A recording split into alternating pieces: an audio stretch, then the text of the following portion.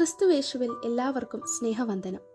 വചനം ജഡമായി, ദൈവം മനുഷ്യനായി, മനുഷ്യരോടൊത്ത് കൂടാരമടിച്ച മഹാസംഭവത്തിന്റെ ഓർമ്മകളെ പുതുക്കുന്ന ഈ നാളുകളിൽ നമ്മുടെ അല്പസമയത്തെ തിരുവചന ധ്യാനത്തിനായി തിരഞ്ഞെടുത്തിരിക്കുന്ന വേദഭാഗം യോഹന്നാൻ എഴുതിയ 1-ാം ലേഖനം 1-ാം അധ്യായം 1 മുതൽ 10 വരെയുള്ള വാക്യങ്ങളാണ്.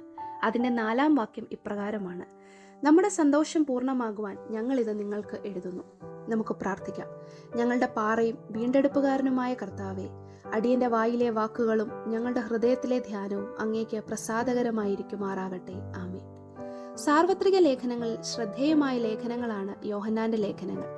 യേശുക്രിസ്തു ഒരു തോന്നൽ മാത്രമാണെന്നും ദ്വന്ദ്വവിശ്വാസ സമ്പ്രദായം മുതലായ പഠിപ്പിക്കലുകൾ അന്നത്തെ സഭയിൽ യേശുക്രിസ്തുവിലുള്ള വിശ്വാസത്തിന് ഇളക്കം തട്ടിയപ്പോൾ വളരെ തിടുക്കത്തോടെ, യാതൊരു മുഖവുരയോ അഭിസംബോധനയോ കൂടാതെ യോഹന്നാൻ തന്റെ ലേഖനത്തിലേക്ക് പ്രവേശിക്കുകയാണ്. യോഹന്നാൻ തന്റെ ജീവിതത്തിൽ കണ്ടതും കേട്ടതും അനുഭവിച്ചതുമായ ജീവന്റെ വചനം സംബന്ധിച്ച്, അതിലുള്ള വിശ്വാസത്തെ സംബന്ധിച്ച് വാചാലനാവുകയാണ്. 4-ാം വാക്യത്തിൽ പറയുന്നത് പോലെ, വിശ്വാസത്തിന്റെ പൂർണ്ണത കൈവരിക്കുമ്പോൾ മാത്രമേ ഒരു യഥാർത്ഥ ക്രിസ്തു അനുയായിയുടെ സന്തോഷം പൂർണ്ണമാകൂ, ആഘോഷങ്ങൾ പൂർണ്ണമാകൂ. കാലികമായ ദുരുപദേശങ്ങൾ സഭയെ വിശ്വാസത്തിൽ തളർത്തുമ്പോൾ പൂർണ്ണതയിലേക്ക് തിരികെ വരാനുള്ള പോംവഴികളാണ് യോഹന്നാൻ ചൂണ്ടിക്കാണിക്കുന്നത്. ഒന്നാമതായി, വിശ്വാസത്തിൽ വളരേണ്ട കൂട്ടായ്മ. ആവർത്തിച്ചാവർത്തിച്ച് ജീവൻ നഷ്ടമായ വാക്കാണ് കൂട്ടായ്മ. ക്രിസ്തുവിന്റെ ശരീരമാകുന്ന സഭയുടെ കൂട്ടായ്മയുടെ സാക്ഷ്യം പണ്ടേ നഷ്ടമായി. 3-ാം വാക്യത്തിൽ പറയുന്നത് പോലെ, ജീവന്റെ വചനമായ ക്രിസ്തുവിനോടും പിതാവാം ദൈവത്തോടുമുള്ള കൂട്ടായ്മ ആവശ്യമാണ്. 6-ാം വാക്യത്തിൽ യോഹന്നാൻ ഇപ്രകാരം പറയുന്നു: അവനോടുകൂടെ കൂട്ടായ്മയുണ്ട് എന്ന് പറയുകയും ഇരുട്ടിൽ നടക്കുകയും ചെയ്താൽ നാം ഭോഷ്കു പറയുന്നു. ക്രിസ്തുവുമായി കൂട്ടായ്മയുള്ളവർ ഇരുട്ടിൽ നടക്കേണ്ടവരല്ല, അവർ വെളിച്ചത്തിന്റെ മക്കളാണ്. ഈ കാലഘട്ടത്തിൽ ക്രിസ്തുമസ് ആഘോഷങ്ങൾ പ്രകാശമില്ലാതെ പോകുന്ന ആഘോഷക്കൂട്ടങ്ങളായി മാറുമ്പോൾ ബേത്ലഹേമിലെ ക്രിസ്മസ് ചിലതൊക്കെ നമ്മെ ഓർമ്മിപ്പിക്കുന്നുണ്ട്.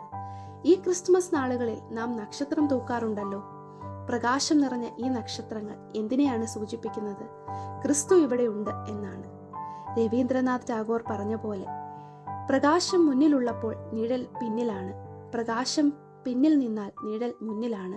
എന്നാൽ പ്രകാശം നിന്നിലായാൽ നീയുമില്ല, നിഴലുമില്ല, പ്രകാശം മാത്രമേ ഉള്ളൂ.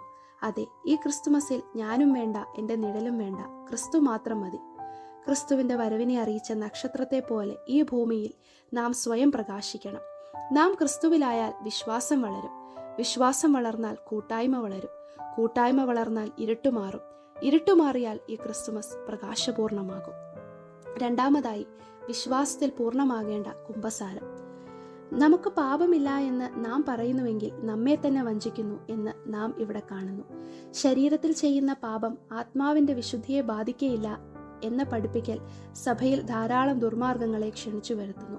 അതുകൊണ്ടാണ് യോഹന്നാൻ പറയുന്നത്, എന്ത് സിദ്ധാന്തങ്ങൾ പറഞ്ഞാണെങ്കിലും ന്യായീകരിച്ചാണെങ്കിലും പാപം മറച്ചു വെക്കുന്നതാണ് ഏറ്റവും വലിയ പാപം.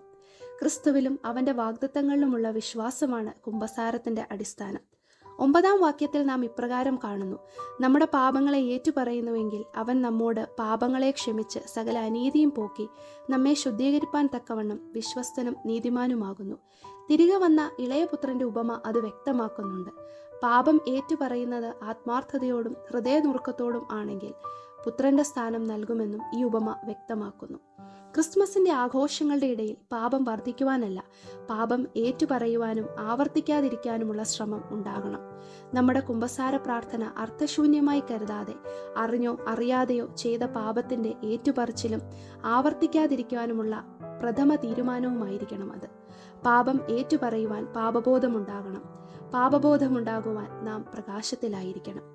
എന്നെ കേൾക്കുന്ന വിശ്വാസ സമൂഹമേ, ഈ ആഗമന നാളുകളിൽ ക്രിസ്മസിന്റെ ആഘോഷങ്ങൾക്കായി ഒരുങ്ങുമ്പോൾ ക്രിസ്തുവിന് ഇടമില്ലാത്ത ആഘോഷങ്ങളിലുമുപരി ക്രിസ്തു ജനിക്കുന്ന ഇടങ്ങളായി നാം വളരണം. നമ്മുടെ കൂട്ടായ്മകൾ വളരണം. വിശ്വാസത്തിൽ സ്ഥിരപ്പെട്ട് അനുദിനം പാപബോധത്തോടെ നിത്യപ്രകാശത്തിന്റെ ആളത്വങ്ങളായി മാറുവാൻ ദൈവത്തോട് പ്രാർത്ഥിക്കാം.